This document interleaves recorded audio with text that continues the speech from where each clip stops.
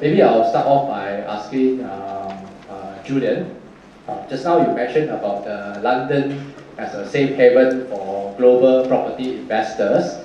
And we also know that London is a financial capital of the world. That is what partly accounts for the strong rental demand in London property.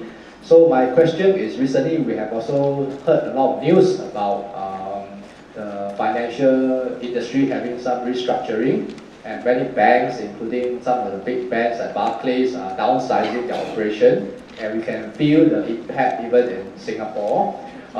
So we want to know the impact of this financial restructuring and downsizing of some of the international banks.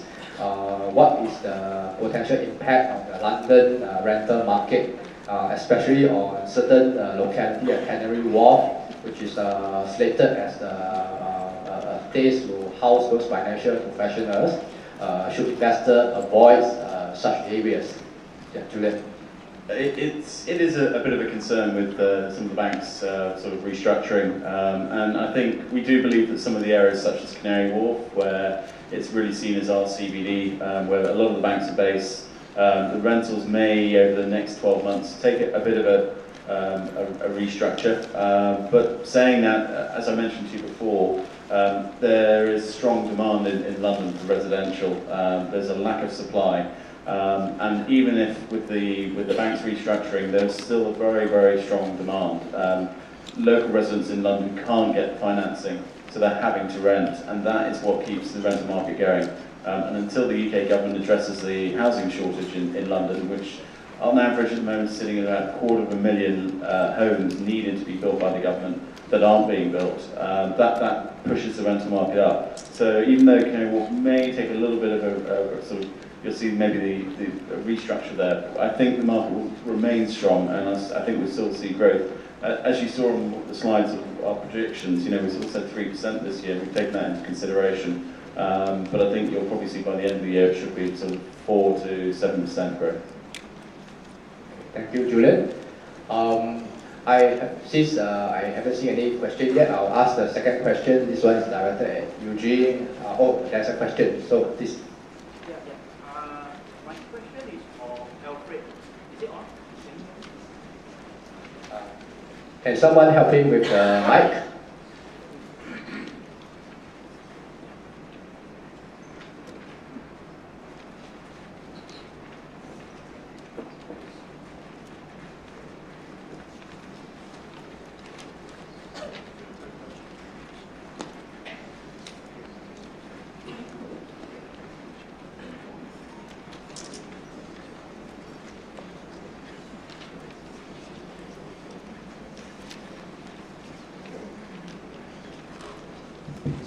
Yes.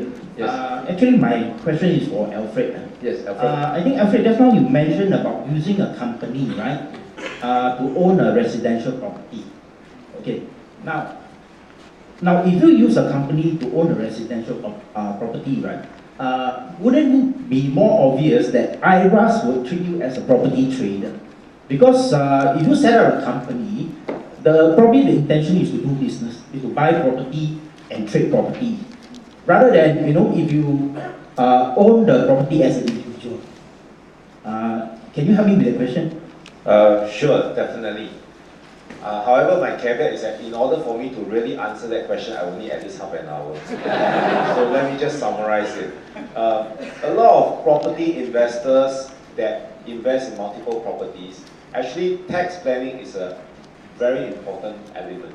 Because when you are to buy, sell too many properties, IRAS has a series of checks to determine whether you are a property trader. For example, your frequency of holding it, your financial ability to hold it, your badges of trade. So there are so many other issues.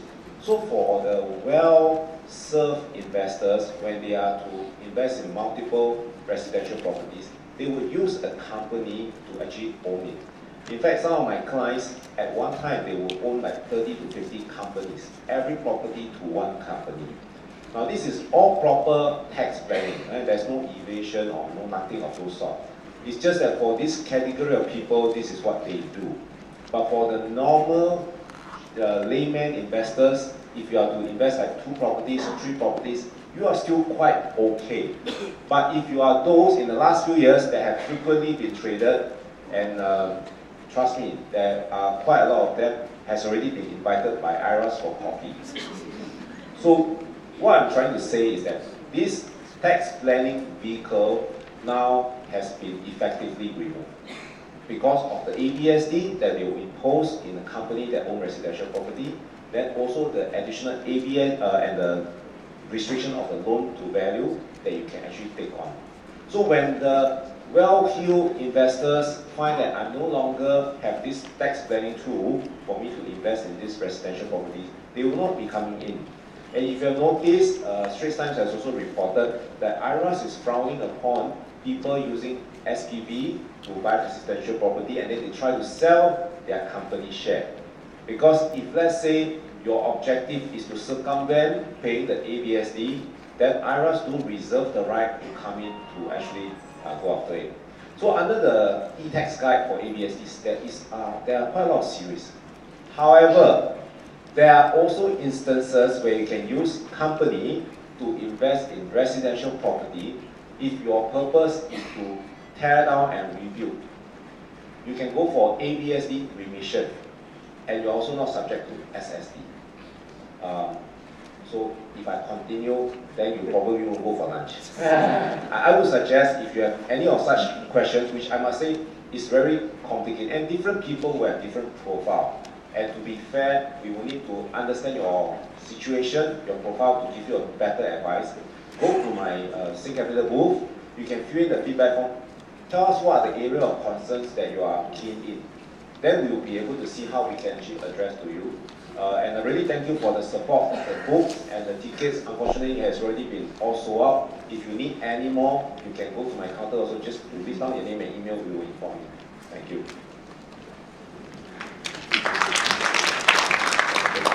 There's a member of audience here who have written a note because I think he's shy to ask. Okay, he's asking Nicholas this question. Why are landed properties in Singapore climbing up steeply? Are Singaporeans the main people who are driving up the property prices of landed properties in Singapore? Yeah, Nicholas? Okay, the first question, why is the price of landed property rising? Actually, landed property prices started to rise somewhere after, from 2010 onwards. Now, it tends to move in tandem with condominium prices as well. But it starts to grow faster after about 2010. One of the reasons is because condominiums, if you were to buy a family-sized condominium, the moment it crosses typically in the past, if you're buying in suburban area, the psychological benchmark is about 1 million, right? 1,200 square feet. You can probably buy it at about $700 or so. So typically it tends not, $1 million is about that. But the moment you start crossing the $1 million mark, and nowadays if you were to buy a family size one, you probably have to be prepared to pay about $1.5 million. That is where in 2010, when the price started to overlap that of a family-sized landed homes. A family-sized landed homes, most landed properties, even the terrace house is about family size, so it's about 2,000 square feet, 1,008 for some of the very small ones. Now, so people are finding that on a per square foot basis, it's cheaper to buy a landed home.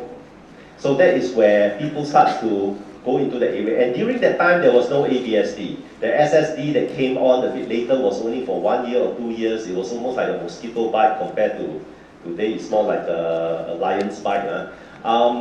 So that is where it started to move in that area. The other thing is that during that time, the Singapore government the policy was to increase the population. Remember, they were granting out permanent residence status quite freely. And of course, they were encouraging people to take on citizenships.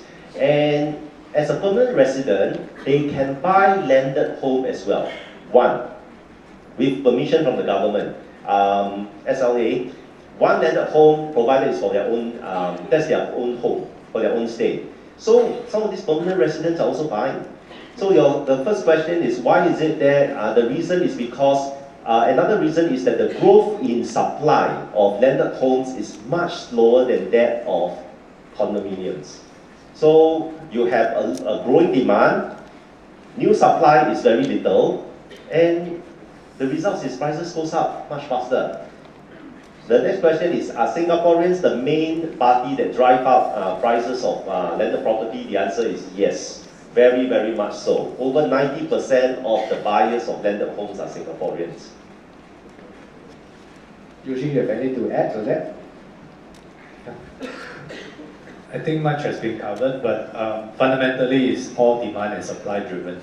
So in a country like ours, this land is a premium because we only have that much. And so if you look at demand, which is in proportion with how the market moves, then you find that demand is increasing. So the next question is, will landed property price continue to increase in the years to come? I think all of us can answer that question, right? So if you have money, all right, a landed home is a sure bet, all right? So even at today's prices, I think you can expect prices to continue to increase as we have less and less land over time. Okay, thank you, Eugene. If there's any questions, oh, yes.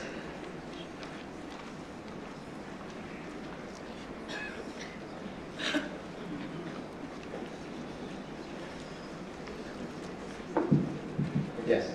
Yeah, hi, my name is Harun. Actually, I'm just wondering, my question is directed mainly at the speakers with regards to foreign investments, but I think the rest of the speakers are also free to give their viewpoints as well. When it comes to foreign investments, when it comes to going overseas to invest in things like property, because of the geographical distance, sometimes there's a lot of hesitance in terms of wanting to take the plunge, the leap of faith in terms of looking to invest overseas as well. So I'm just wondering, what kind of reassurances or what kind of advice would you give to the local investors here, and also to the local speakers? What are some of the things which you would advise the local investors in terms of looking overseas, and whether indeed the promises of foreign investment, is as what it is perceived to be? Thank you. Anthony? I was looking forward to a question. I think one of the most important things to give reassurance to any investor anywhere in the world is you've got to obviously do your research into what you're looking at and what you're actually looking at investing into. Okay, what kind of company it is, who are the people behind the company. I think very important with any one of these investments, especially when it's outside of your own country or your own comfort zone, is transparency. The company has to be a company that you can physically, in the modern age that we are now, obviously, internet is a tool that we all need to use. And obviously, if you go in and you Google a company that's offering its wonderful investment product and there's nothing on them, well, you have to ask yourself the question, well, what kind of company is this? I think that's the first point of call. With regards to actually reassurances, legal reassurances, a lot of companies offer products to other sort of jurisdictions, like for instance, the UK companies, Spanish companies, Malaysian companies, whatever, offer a product to Singapore, for example. Those sort of companies that offer it through agents, and those agents here in Singapore are actually offering that to you, there is no risk on their part. In other words, they're not directly in control of what is being offered to you. Okay? I think it's very important that when you look at investment products, especially abroad, in the case of EcoHouse, obviously, we have a presence here in Singapore, which means we are a registered company here in Singapore, which means if you come and invest with us, there is somewhere that you can go here in your own country, okay, that's covered by your laws, governed by your laws. In the case of Savills, I think, same thing. We are global organizations and have a presence in most of the countries that we will sell or try and procure investments or investors. I think you've just got to really, really do your research. Speak to your lawyers, speak to solicitors, okay, especially when you're investing in England, Brazil, wherever it may be. There's nothing wrong with investing in foreign countries. There's nothing wrong with investing in foreign products or anything else. It's just doing your research. I've invested in other places, not just Brazil. I've invested around the world as well, but I have never invested blindly. I've always gone to my solicitor. I said, right, I want, number one, find out who this company is. Okay, ask professionals to look into it for me. Also looked at their track record, looked how long they've been around. I've looked on the websites to see who's involved, who's the president, who are the staff, who am I going to be talking to on a daily basis. All of that is something you have to look at. And I just think if you do your research in the proper fashion, if you speak to professionals that are in the industry that can also help you, I think there's nothing wrong with it, and I think you'll be fine. I don't know if anyone else wants to add something to that. Yeah, Julian? I think Anthony's pretty much said everything. I think as a firm like Savills, when we're representing a developer, we have certain due diligence that we will do, and if the developer doesn't tick our boxes, we won't market their product. So we will make sure, for example, that they own the land, that there's financing in place, that they can deliver the project. Because for us as a local firm here in Singapore, if we sell to you and it's not reputable, it comes back and it affects us not just internationally, but also on the local playing field as well. So it's about making sure, as Anthony said, doing your homework, understanding the product and understanding the company you're buying from, but also making sure that the agency as well has done their homework, that they know that the product is reputable. Nicholas, you have anything? If you're buying a foreign property,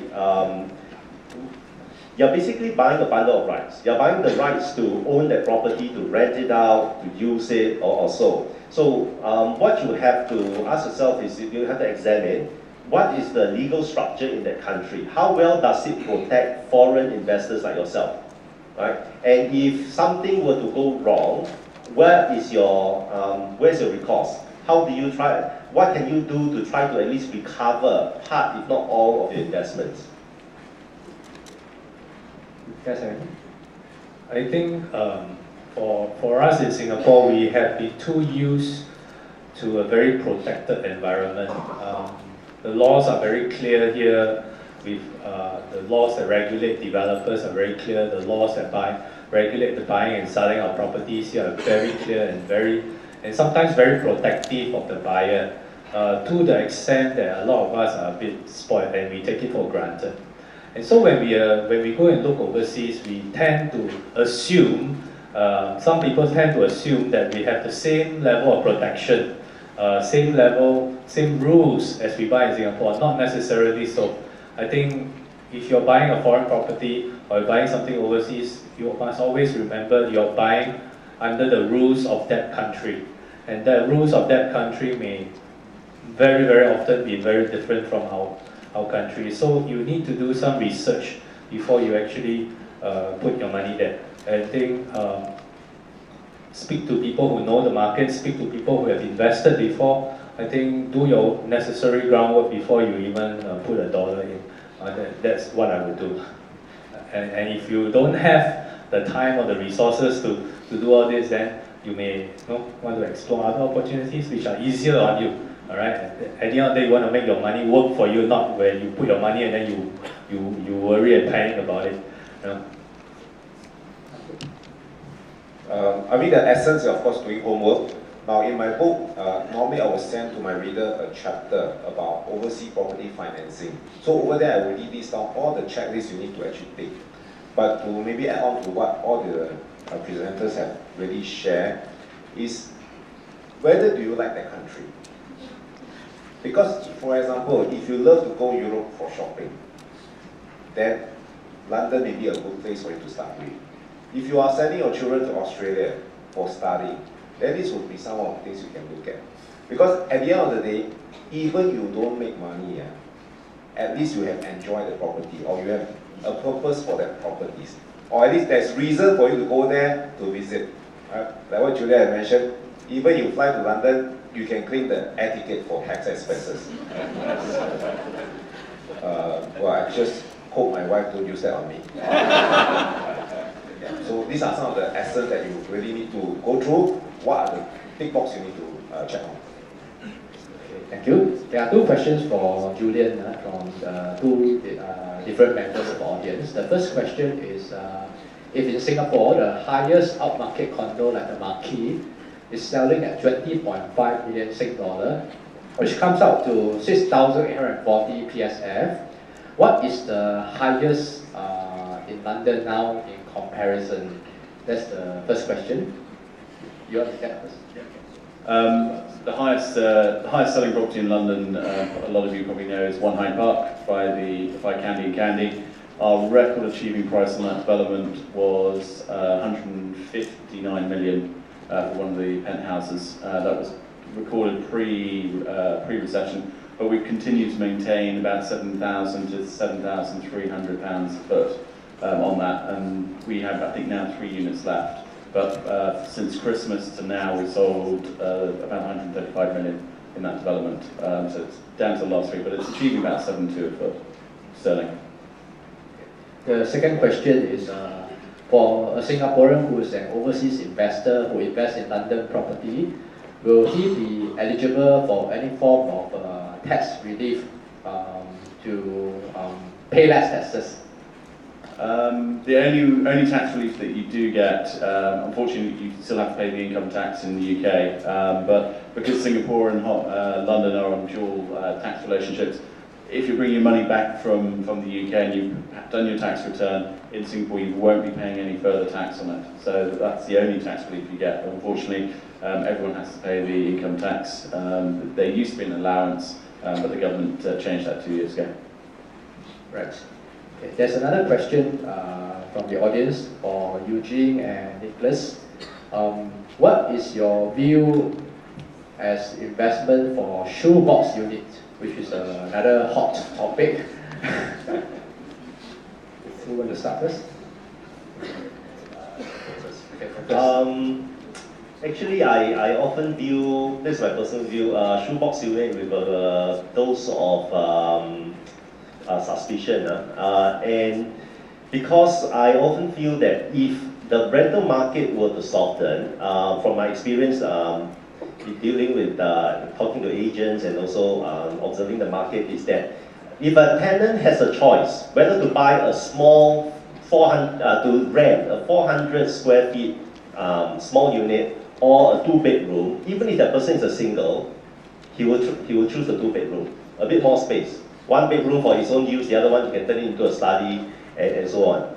So unless that shoebox apartment or the small apartment is in a very good location, take for example, it's in the CBD, it's just walking distance to Raffles Place or Tanjong Pagar, to a place of work where you have a high concentration of high value jobs. High value jobs meaning jobs that pay very good salaries. And that kind of, that industry also hires a lot of foreign talents.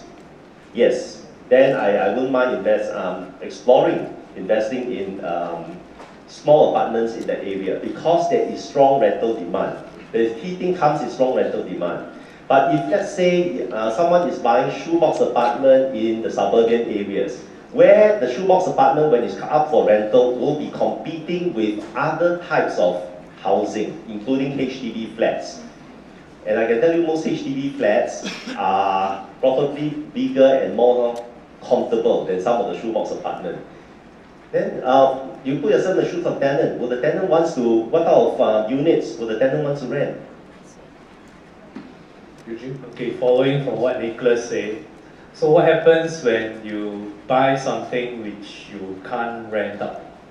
Right, you buy a small studio apartment, a small shoebox apartment in a location where there's no demand, then you will have to compromise. Compromise in terms of what? Compromise in terms of the rental that you have to ask for. That means you really have to ask for a very cheap rental. So next question is, will it be able to cover what you have to fork out every month for it?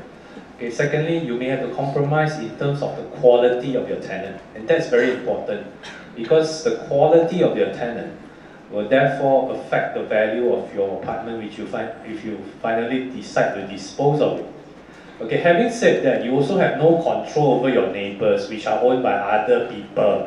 Alright, for you may be very particular about the tenant which you are trying to bring in, but your neighbor don't care.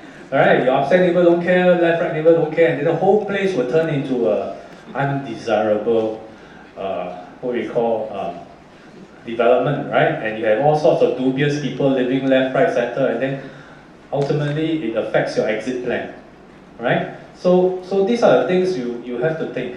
I think there are numerous examples in and around Singapore. You can see you only want to picture yourself living there, right? And you know, I'm sure you don't want to end up in that kind of situation. So I would, like Nicholas said, do your do your homework, very often the quality of the tenant that you get is dependent on what is the supporting facility around the place. So go along the plan that has been laid out for us, the regional center kind of thing, the places that are near places of employment where they will employ good quality people to work. You have researchers, you have higher end tenants, then that will definitely translate into better quality tenant, which is what we all want. Right? Thank you. Alfred wants to add. I mean, just to add one more thing, because that question definitely probably comes from someone who really owns the shoebox unit. So since you really have it, what to do with it? So since that the two presenters have word of cautious, but I have a solution for you. Talk to Sing Capital because we have this product called rent protection. Whatever tenant you have, you better guard it. But in case he default, don't pay you money, abscond or whatever thing, there's this new product called rent protection that will be able to insure your rental. That's a good one. In the interest of time, I cannot take any more further questions. I can clear those outstanding here. This person has follow-up questions to shoebox units for, I think, Nicholas and Eugene. He say, if I currently already have a shoebox unit now, is it advisable for me to sell or try to rent it out? Okay, I assume this person's shoebox unit is completed. I think no harm trying to rent it out. Talk to reliable agent, have it listed on ST Properties, and find Thank you. and see what is the rental that you can get. Now, the thing is this: in theory, you should try. Your shoebox unit should be getting about the same level of rent for another residential unit that is in the same location in the same tenure. That means if it's a freehold, you should be getting about the same type of rental yield. If it is not getting that type of rental yield, if your rental yield is much lower and you could be facing more risk, like risk of longer vacancy, then maybe you should consider selling it. Right? Exit it. But here's the other thing is you have to take, now in this new regime, you have to take into consideration, are you going to be paying all your SSD and so on as well. Right? May have to act a bit fast because I have a feeling more measures are coming. Eugene? Yeah, I think if you look at the stock of shoebox size apartments now, we don't have a flood that is completed yet. So you are still in what we call the first mover advantage stage. Still can, if you want to tenant it out, I think you can try. You can still get pretty decent rentals because there aren't too many of these that are completed. So let's put it on ST and see what you can come back with. Thank you, Eugene. And also, you can use ST Property to do a rental yield calculator for your shoebox unit. Okay, this is the second last question for our Mr. Anthony. How safe is it to invest in Brazil? I think it's looking at all the legal protection of the investors' rights and all that. And also, do Singaporeans really invest with Eco House? And how many Singaporeans have invested with Eco House? I think we'll start with Singaporeans who've invested with Eco House. Roughly, and don't quote me on this because I don't deal with the day-to-day, obviously, running of the company here, we're looking at probably anywhere between about 700 and 900 Singaporean investors, individuals that have invested with us over the last, I would say, 12 to 18 months. Okay? And like I said before, that raised a total of, in the region of about 60 million Singapore dollars, 4 sessions. Okay? When I say 4 sessions, that was 4 weekends of presentations on a Friday, Saturday and Sunday. With regards to investing in Brazil, with regards to protection for investors in Brazil, I think there's a couple of things that we have to understand. Brazil is an extremely bureaucratic country. Okay? Therefore, there is a huge amount of red tape and a huge amount of protection in place because of that red tape as to how a property is acquired, how investments are made, etc., etc. I know obviously it's a different language, it's not English, it's a different culture, it's Latin America, etc., etc., etc. But when you're actually purchasing a unit or investing with a developer or investing in any sort of real estate product, it's very easy to check out what the situation is. If there's any current debts on that property, if there are encumbrances of any kind, because it's all registered because of that bureaucracy that's in place, and there's about 25 different departments that all need their jobs paid for and need their jobs justified, as civil service always needs to. So it has all these different departments, and you go and you get all these different certificates. That's if you're directly investing in Brazil and purchasing a property or a title or a piece of land or whatever it may be. In the eco-house case, what we actually did was to try and get away from the Brazilian side of things and create a product that people would be able to understand around the world.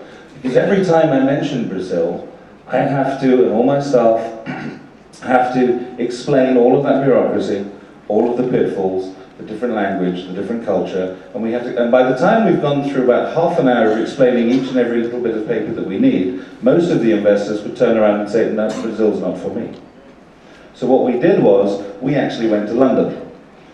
And we created a product that was London-based, with UK bank, with UK legal system, which is very similar to here in Singapore. Same sort of protections are in place.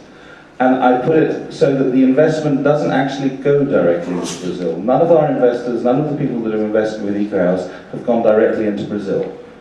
They've all come through a Lloyds TSB, everyone knows Lloyds TSB Bank, Lloyds TSB escrow facility in the UK, which protects all of that investment. Okay? That's what we've tried to do to give that additional layer of protection.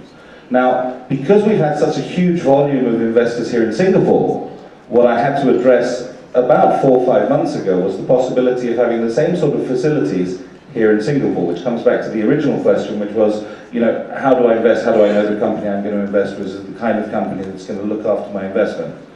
In the EcoHouse scenario, we've set up full offices here in Asia Pacific, where we're actually basing our full operations in China and everywhere out of Singapore, because Singapore is so trusted. And we've set up escrow facilities with a local bank here in Singapore. We've gone to local legal companies here, so solicitors or a team of solicitors are also dealing with it here in Singapore. So now a Singaporean investor and all of our investors that have invested with EcoHouse now actually invest here in Singapore. So all of the protections that you would have when you're purchasing a property here in Singapore, you now have when you're investing with EcoHouse as well. Okay? So I hope that answers the question. Yes, thank you, Anthony. In the interest of time, we have to go to the last question. There are some other questions that I have here. Some of them are very specific. We encourage you to actually post your question in ST Property, and then we will alert the respective speaker to answer your question in the website. We have a Q&A session in ST Property. Okay, the last question is, you mentioned that landed property is a sure bet. Who said that? Okay, what about 99 years leasehold landed property? What is your advice to the investor? Okay, I think 99. I share with you my my experience. Okay, when I first joined a developer in the mid 1990s, the first project I was given was a 99-year landed property project. During that time, my company beat the next highest bidder by a very small margin, and we were so jubilant. Then next come the reality was that we had to price and sell the product. And we find that because of the very high land cost, the break-even point become very high.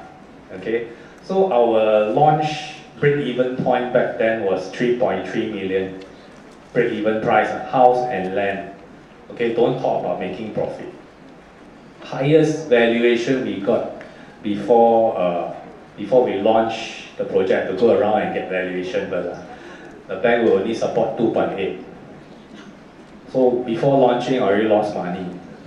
All right, so how? So we have to repackage the whole product. Okay, it's a 99-year landed detached house. At that time, we only had 99-year terrace houses, 99-year semi-D. Nobody has heard of a 4,500 square feet land, 3,000, almost 4,000 square feet built-in detached house. No such product in the market. So there's no basis of pricing. Cannot price. Okay, so the valuer can only support 2.8. So we had to repackage, throw in a lot of designer stuff, designer landscaping and all that. And when we launched the project, we didn't do mass launch, we do invites only. So we'll invite the who's who to come and see. And we had about 53 units to sell. So in those previews, okay, I mean on opening night we sold 3. On opening night we sold 3 at 4.5 million. The bank hesitate to support, but when they see 4.5 million top, there is a market there already. So willing seller, willing buyer, you have what we call valuation support. So the price went up. So what I want to tell you is this: the market sometimes is demand driven. Okay, when people who aspire to buy freehold landed property find themselves priced out of the market, what would they then look at? 99-year landed. 99-year landed. You ask anybody that bought 99-year landed, alright, today, do they make money? Yes, they do. In the future, will they continue to make money? Yes, they do. Until one fine day where the 99-year become much older, then that's another story altogether. So it's the same question as people asking, where if I buy 99-year property, does that mean it's like buying a new car? Once I drive out of the showroom, it starts to depreciate? No. You then have to ask yourself, does the market move up? Okay, so this market moving up is very important to sustain the value of your property, even though it's on a leasehold basis. So, yes, the short answer to that question is yes, 99-year landed property, you can still make money over time, because the market for landed property will continue to rise.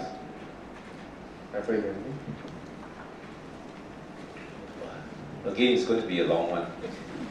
But I think let's look at the whole property market, because nowadays we also need to segmentize. Are you talking about central core region, rest of core region, outside core region? But I would like to look at it is, let's start from the HDB. From a BTO flat, currently what would be the average price range per square feet? Between $300 to $400 per square feet, I mean our property expert here. Then you move in to look at the resale market. For the resale market, what would be the average per square feet? About $400 to $600 per square feet. Now that means to say the whole market there is a base. Do you think that BTO price at $300 to $400 square feet, anyone disagree with me that it's not subsidized? It's not heavily subsidized. Well, I mean, there will still be people who question, no, it's not subsidized. But you base on the cost of constructions, like what Eugene had just mentioned. When developer bid for land, sometimes it's out of competitions, then after which the construction cost goes up, material price goes up, foreign workers levies goes up. So all this will add on to the whole construction cost. So currently, even to say to do a construction easily $200 to $300 per square feet, okay, usually say more than that, but let's say general quality, $200 to $300 per square feet just on construction. You haven't factored in the land cost. Then without the land cost, how about the infrastructure? You still need to lay cable, drain, road, pipe. So as long as the whole market has this as a base, this will be able to provide the whole support. Then from there you move on the hierarchy. Mass market condo, you have the high-end condo, you now have the Sentosa properties, you have the landed properties. The only thing about landed properties is about the maintenance. Because the condominium, you have a maintenance, so you regularly would put in sinking fund, all these things. As a landed property owner, currently there's only about 70,000 in supply, and we all know our population is going to increase, so there will be a lot more people who aspire, who want to own the land. So based on the demand and supply things, definitely there will be an increment, but because of the cost of home maintenance, this will be something that a landed property owner would always have to be mindful, factor that in. You don't want after 5 years your roofs start to leak, your pipes start to break, and you have no sinking fund to actually repair. Chris, you have any comments? I'll keep mine short. Basically, based on the macro factors, population trend going to continue to go up. Our land mass is not going to grow as much. And even the availability of land for building new landed homes are going to be very limited. Right? with, in fact, some of the, for freehold landed homes, in order to have more of that, it's actually for the existing freehold home to be torn down and then build more on it. So a detached house becomes a semi-detached house. With that, based on that trend, yes, even for 99 years landed homes, the prices can go up. But up to a certain point, because it is 99 years, and if once it crosses a certain magical number, where the banks are reluctant to finance it because the lease is so short, then that is when the price will start to go down. Because at that point, your number of potential buyers will start to shrink. Those buyers, if they want to buy that old landed house, they will have to come up with 100% cash. And that is where the prices will start to go down. So it can, yes, prices can go up, but bear in mind, your land tenure is getting shorter and shorter with each year. Okay, thank you, Nicholas. Okay, with that, before I wrap up, I would like to urge you guys to stay behind because we want to give a token of appreciation for our speakers. Can you all give our speakers a round of applause for their generous sharing?